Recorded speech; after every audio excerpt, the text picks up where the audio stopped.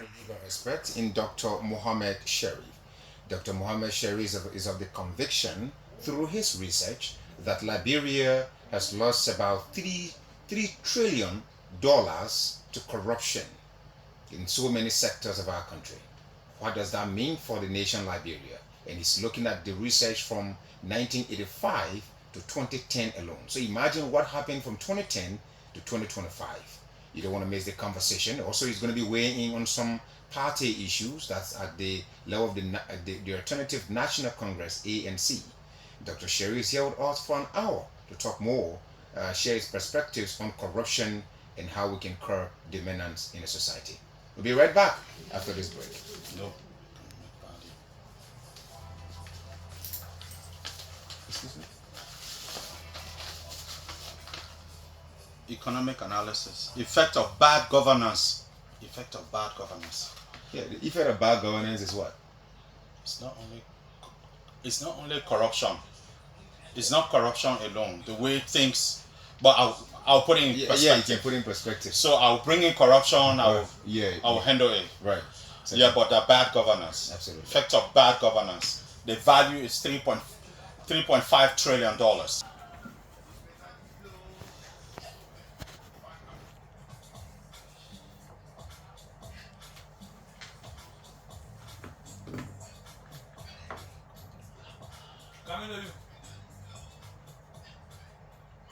And that's right. Welcome back to the program 50/50 on Sky 107.1.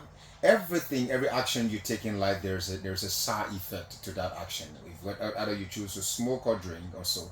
But most especially when you engage into bad governance, there's a ripple effect to bad governance. And the history of Liberia is replete with the issue of bad governance and the effects of bad governance. Today, we have a researcher, Dr. Mohammed Sherif. He's in the studio to share with us the effects of bad governance on Liberia, as his research has revealed that it's totaling about 3.5 trillion United States dollars from 1985 to 2010. Dr. Sherif, good morning and welcome to 50/50. Yeah, thank you, Matthias. It's an opportunity for me to be able to share with my nation what we have done in the past that made us to lose, and we should not repeat the same mistakes. Right. Because people who don't learn from history are bound to repeat the same mistakes. Right. So I'm here to let the Liberian people know that, look, we can keep doing the same thing and expect a different result. The description alone, bad governance, makes it bad. In fact, just from the pronunciation of it, it is already bad in itself. But the effects of one exhibiting bad governance, a nation exhibiting bad governance, is what we're going to be looking at this morning. When you total you said the effects of bad governance, value at 3.5 trillion. I would like us to look at some specifics in terms of sectors in our country that generate revenue for the country. Okay, before we go into that, let me just throw a light on how we got to this point of having a figure. So this is part of my doctoral research. Okay. And the reason why I decided to look at bad governance is because if we have leadership that understand what to do, we will not go into war. But if people don't know what to do, how to do it, they do the wrong thing. And, almost always bad things. When people fear leaders, our silence is, evil thrives in silence. It's shrouded in silence. Mm-hmm. We keep quiet. We don't want to talk. We're scared to make the leader feel bad. I'm going to tell you something. I'll throw a historical light. The Two-Way Party ruled Liberia for 100 plus years. To damage Liberia, it started from Tubman. And those who think that Tubman did well, I'm prepared to challenge them to bring an empirical data to show us how he helped Liberia. Because in the first place, Liberia started to open to the world in 1944 when he came to power. This president didn't do nothing. Without looking at, just a moment, there's yeah. something you mentioned though. When people do not know what to do, they most time or sometimes engage into doing the wrong thing. Are you saying that the result of bad governance in Liberia has been as a result of leaders not knowing what to do, or knowing what to do but decided to do the wrong? Yes, so that you have actually defined what is public policy. What government chooses to do and what they choose not to do. That's the definition of public policy. And so this piece of work is embedded in public policy. And so for those who know book, I come and share with them how this research was done. So there's something called predictive modeling analysis. It's a statistical tool that was used to look back from 1985 July to July 2010 about the resources of Liberia, how it was managed, the decisions that were made through public policy, through laws and agreements and behavior of leaders, how it damaged Liberia. So in this predictive modeling analysis, I look at what they call regression analysis, both linear, non-linear, and multiple regression analysis. For those who are economists, statisticians, and so on, or researchers, they understand what we call it. But you might want to communicate to ensure that the layman out there understands exactly. So what I'm trying to say. During the research analysis, we took governance, how to rule a country, as the prime variable, to look at, say, okay, how bad leadership can make we lose money, how bad leadership can lead to corruption, how bad leadership can lead to war. And within this, it allows, when bad leadership happening, in the first place, something happened to you, you go to court. Nothing will come out of it. So were you comparing bad leadership vis-a-vis good leadership? Yes, I was looking at, if we had done the right things, right? Liberia will not go to war. So from 1985, let's look at few sectors, Dr. Sharif. Let's hit this and go straight for it. Yeah. July 1985 to July 2010.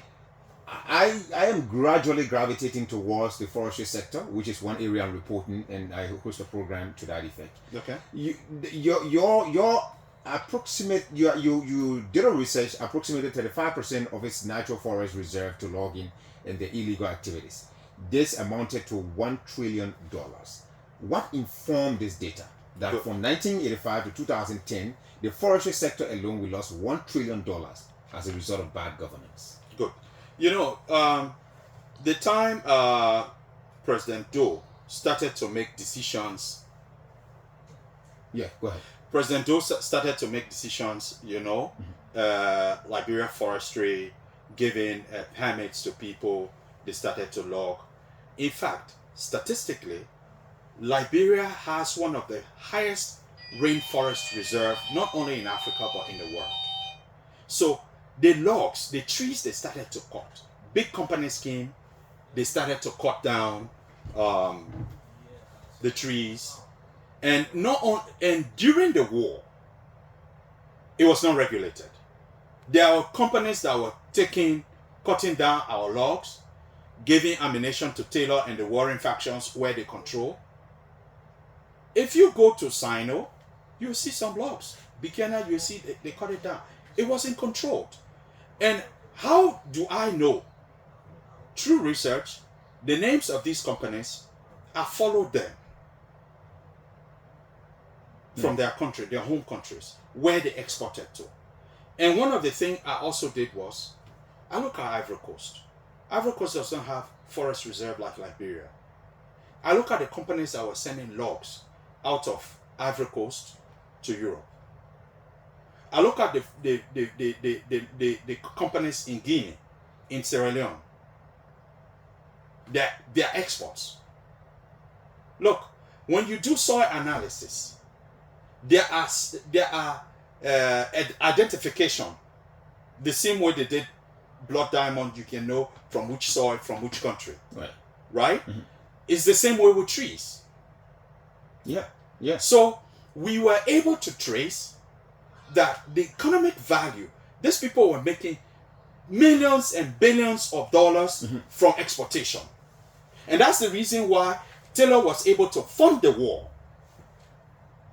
And even when the war ended, Madame Salif tried, but she had no control because the logs were still going and other people were still doing. They saw around, you see playing everywhere in Liberia. It's unregulated. So with these kind of unregulated activities, one thing that one may challenge your research is, the perspective from which one may challenge your research is, you have mentioned that around 1985, though giving permit to these people unregulated, other people were going to the up to Taylor time, up to Taylor time, Judy Bryant, up to Ellington. All right, these unregulated activities been happening in the forestry sector, extending to the extractive, sector as well. We deal with the forestry sector at the moment. Yeah. Now the point is, without having a total number of people or companies that were operating in the forestry sector of our country, and even ordinary citizens that were going also mining and logging at the same time, selling on a low scale to other people, without having a total number of them, how do we derive at a monetary value of what was extracted from the country regarding the forestry sector? So that's why I talk about regression analysis and predictive modeling analysis.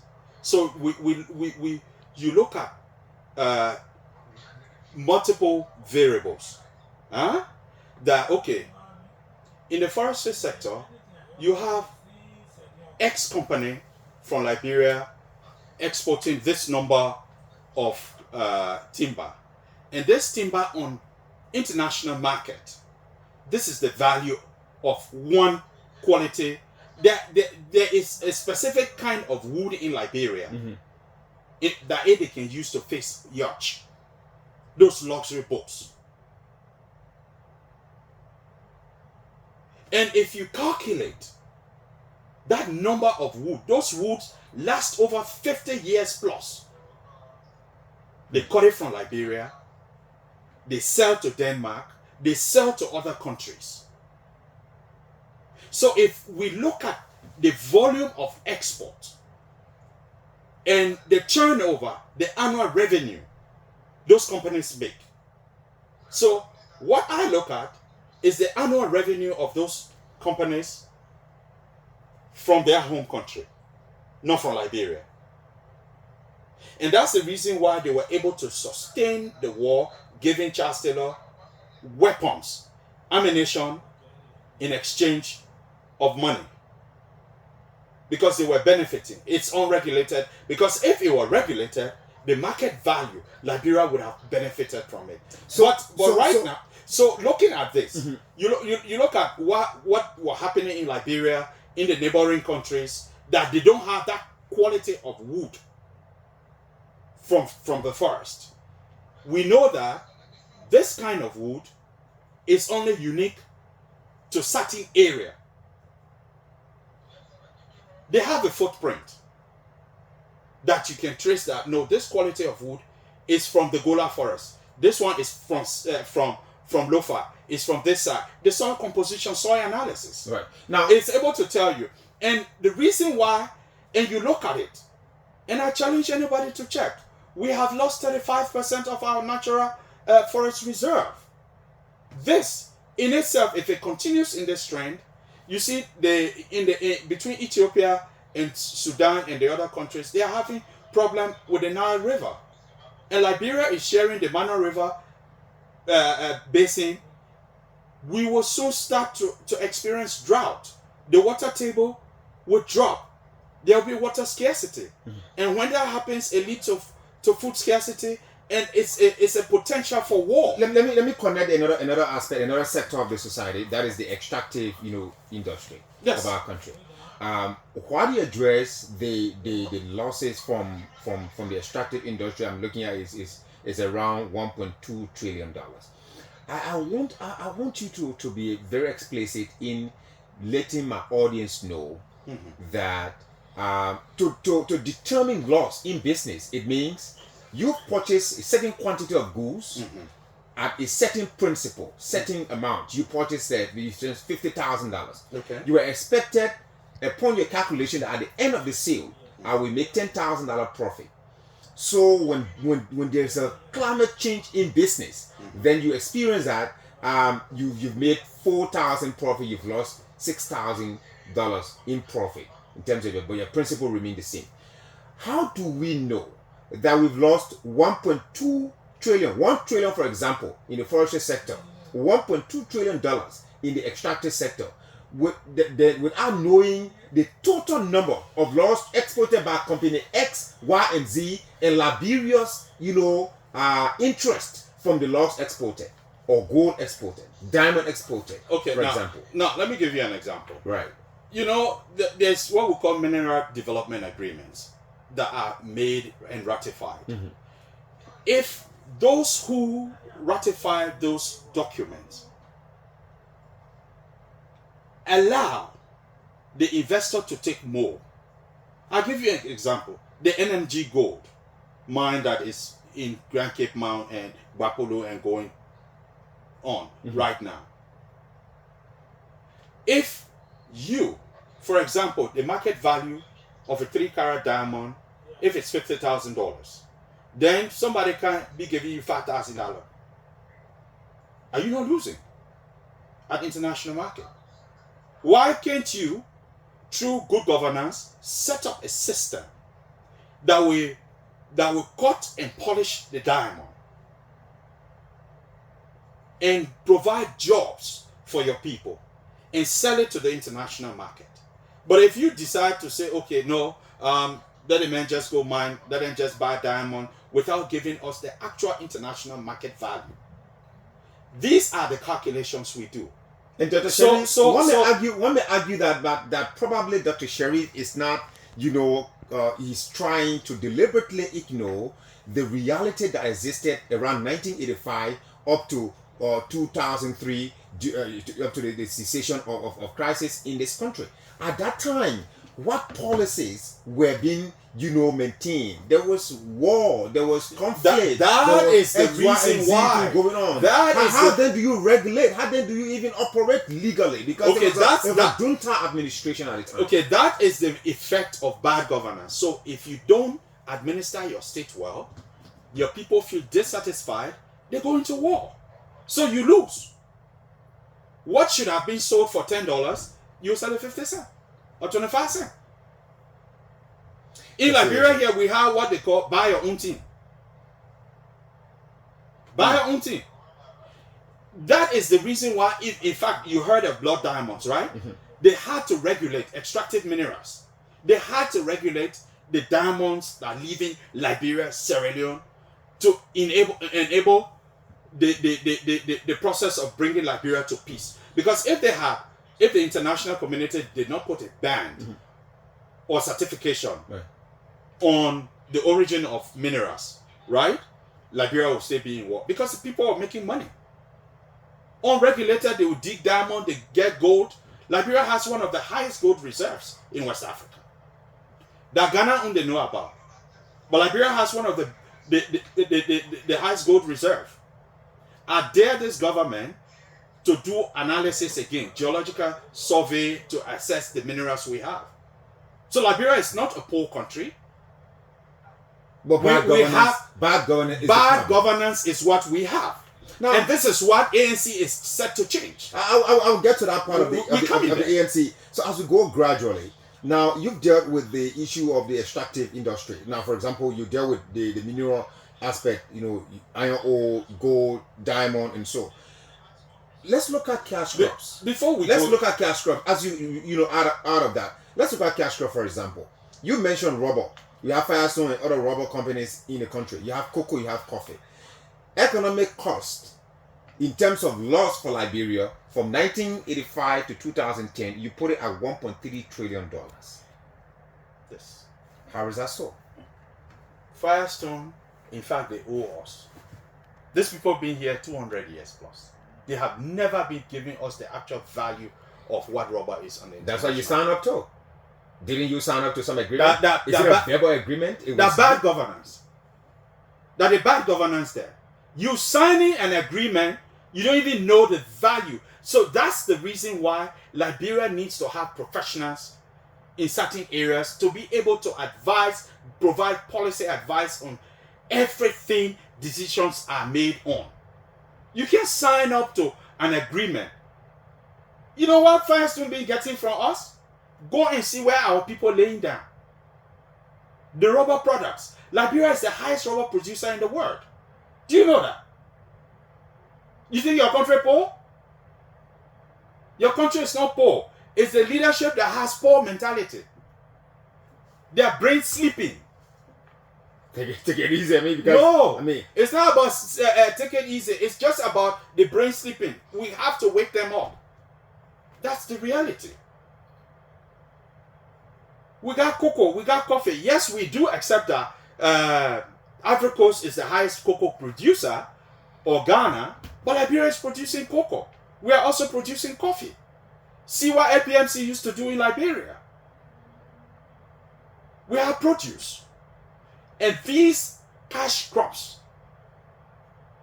contribute to economies around the world. But ours is not managed. So you put somebody there. So from 1985 to 2010, we had leaders like Simon Kanyado. We got Taylor. We got Judy Bryan. All those interim presidents. All those people. We got Amos Sawyer. Ellen Johnson Sirleaf, yes. duly elected. Yes. Judy Bryan. Yeah, it stopped to Ellen. And it stopped to Ellen Johnson Sirleaf. Yes. So all of these people, style of governance is considered bad from your research. Therefore, not totally bad for all of them. But they took bad decisions that yes. led the country to this position. Yes, because you know, there's one funny thing about Liberian leadership. All of them want to be favored internationally and forget about the people who elected them. Start from Tubman time. All of them will go America and to go take picture. They go France. They go abroad to take picture. That's the highest award. In fact, Joe Walker even got another award. Best English speaker. Yes, sir. Yes, sir. Our leaders, the leaders from 1985 to 2010, what is one thing they all have in common that led to this calculation, the result of your research? One basic thing is poor planning.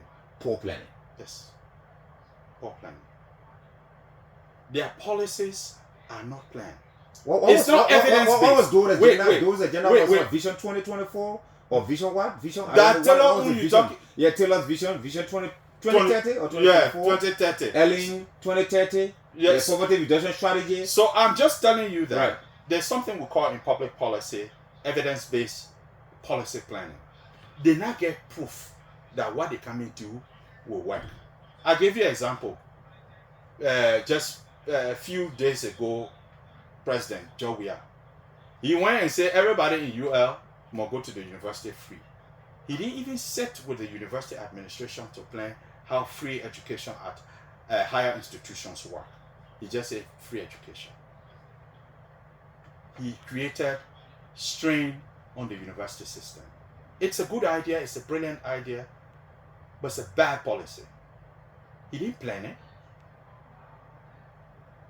So you need to plan, what do I want to do with my forestry sector? Absolutely. What do I want to do with my mining sector? Let me tell you something. They have not even done environmental impact analysis.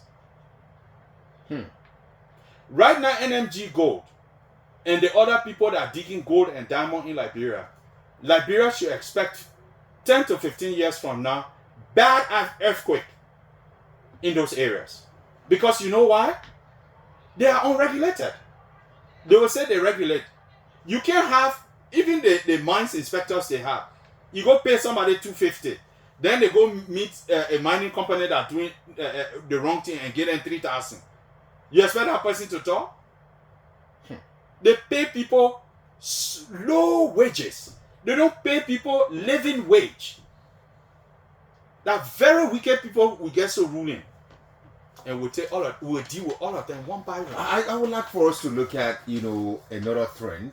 I would have liked for us to look at the human capital development in all this, all these years. But let me engage it from a policy standpoint, institutional policy standpoint.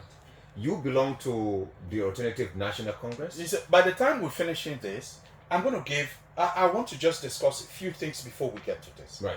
There's something we called. Let's come to the economic, financial policy of Liberia, right? The Central Bank of Liberia. We are yet to know whether that fractional reserve banking policy they're using. You know what it called? What is that? Fractional reserve banking policy is that you carry your 1,000 to the bank. Mm-hmm. The bank, if they regulate it at 10%, the bank will keep $100 for you and invest your 900. At that level, we still see that most of the time our monies are being invested by banks, but when at this they still cutting money from you, which should be under full reserve banking or investment banking. They're supposed to hold your money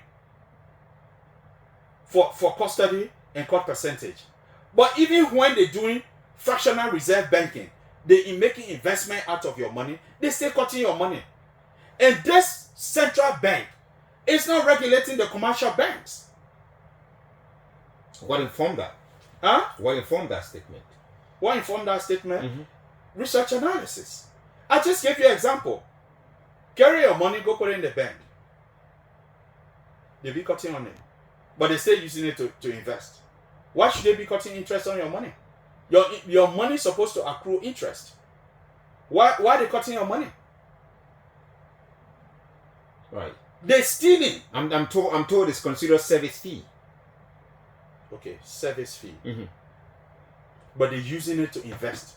So we need to understand. Are you saying that citizens should deposit monies in banks? The bank should not take anything from it. The bank should not benefit anything from saving the money, since the bank is using the money to do business. If the bank decides to follow a policy, if central bank gives them a directive on fractional reserve banking, wherein they can invest your money, then they should not cut anything from it. Well, if they are using full reserve banking, right, which is investment banking, wherein your money supposed to be there, they will not touch it. Then they can deduct.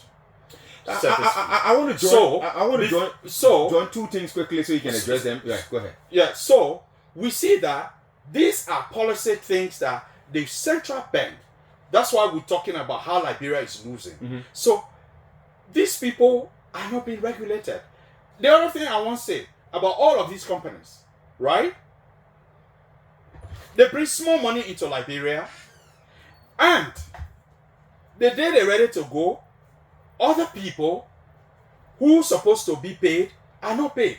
Then people will be left, or some of the people, they get accident. To even get money to pay them off their insurance, it's hard. Because why? Bad policies. They go to that, they send the team for a mineral development agreement, even like the other one we call corporate social agreement, to help communities. They don't do it. It's bad governance. It's not unregulated. Liberia, look, with all what they're saying, our mining sector is really, really unregulated. And it's a very serious situation there. Welcome to the program 50/50 on Sky 107.1. We have with us in the studio Dr. Mohammed Sharif. He's a researcher, an analyst. He's a legal and policy expert in Liberia. He's here providing us information based on his research. He calls it purposive. Is that purposive modeling research that you did? No, it's called. How do you call it, modeling? Is it predictive? Right. Predictive modeling analysis. Predictive modeling analysis. Dr. Sharif has been able to provide us data that he says Liberia has lost a sum of 3.5 trillion United States dollars to bad governance. He has touched many sectors. Let's deal with two things quickly, then I align it with your party. Human capital development, you put it at, around, let's mention the trend analysis of youth. So like human capital investment, right? Because of bad governance, people are leaving Liberia who are professionals. Right, that's a fact. People playing DV every day. People leaving to go other countries, and in order to close that gap, it's going to cost us billions of dollars to train similar professionals. Because bad governance, you are not paying the people what they are supposed to be paid. Let me give you an example. There's something we call Consumer Price Index, CPI. CPI is like, for example, last year, about this time, going to July 26, respect, for example, was $15. This year, that's $22 or $17. Chikisu was fatter, now that $10, $15. Yeah? Then you get horse range used to be $25. Now, the men who get a horse, tin price going up at $35 for room. Last year, it was 25. This year, at 35. Rest for 15. So, the statistical institutions we have here, are they really doing consumer price index analysis for us to know whether there's inflation or deflation?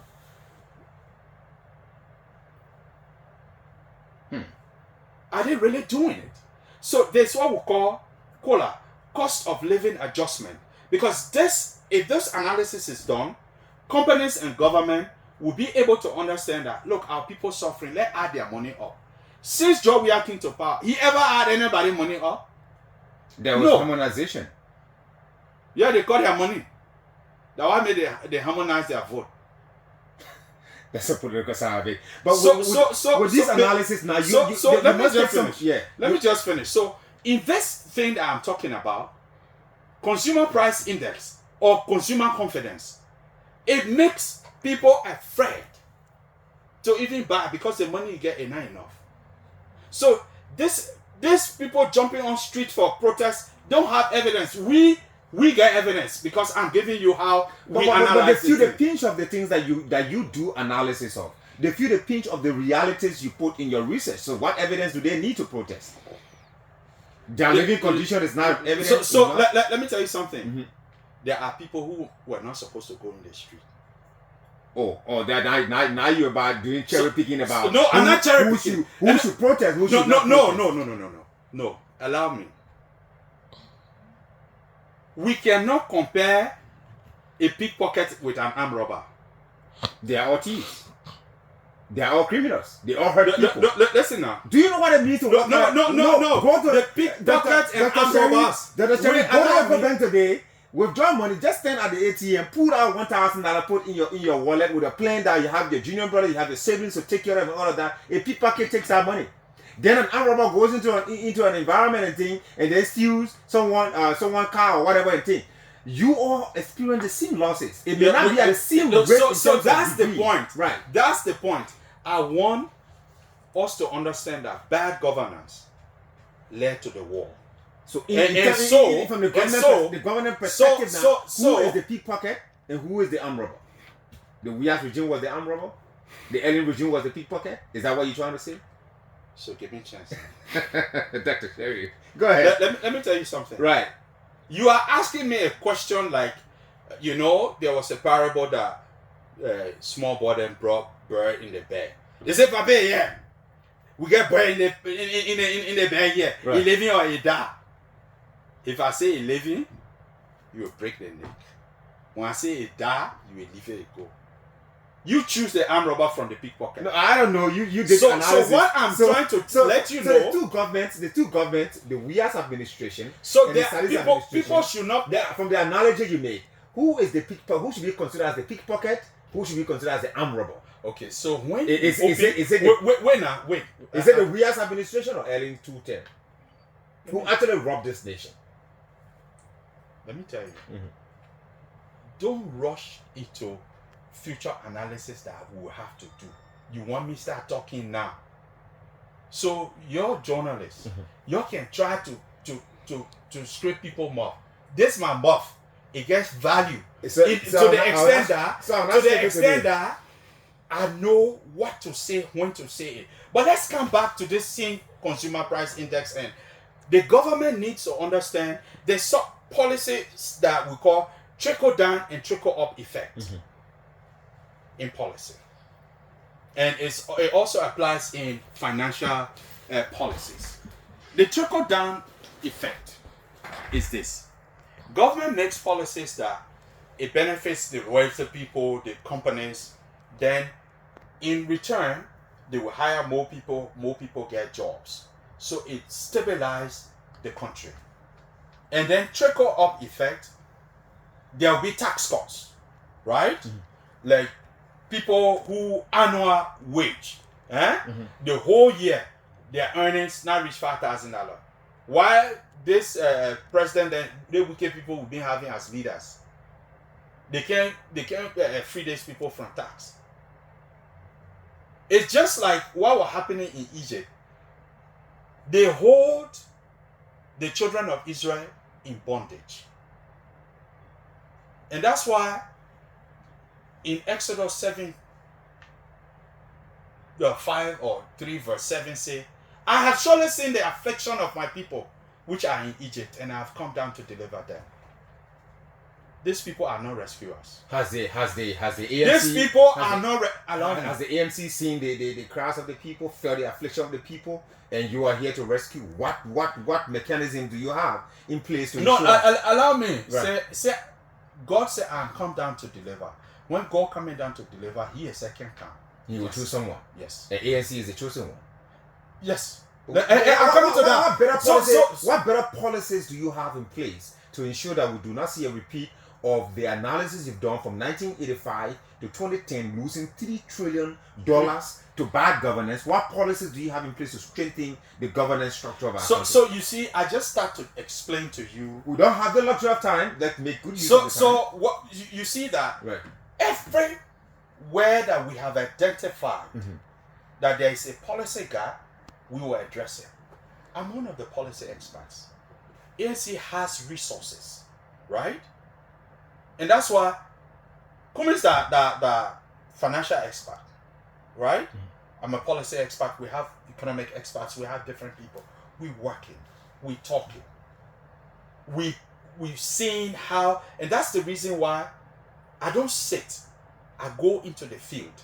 Nobody will see me in coat suit.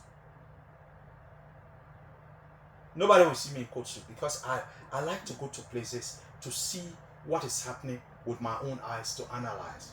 If you don't feel what the suffering of the Liberian people are, you don't go among them, you won't be able to do anything. Has this government tried to change the realities recorded from 1985 to 2010? No. Or even extending to 2018 or 2018, the latter part of the Rias regime? No, they have It's a continuation of the bad governance? Yes. What are some of the things you can cite that resemble bad governance under the Boakas administration? We were audit. What they audit? What are people he's sending to jail?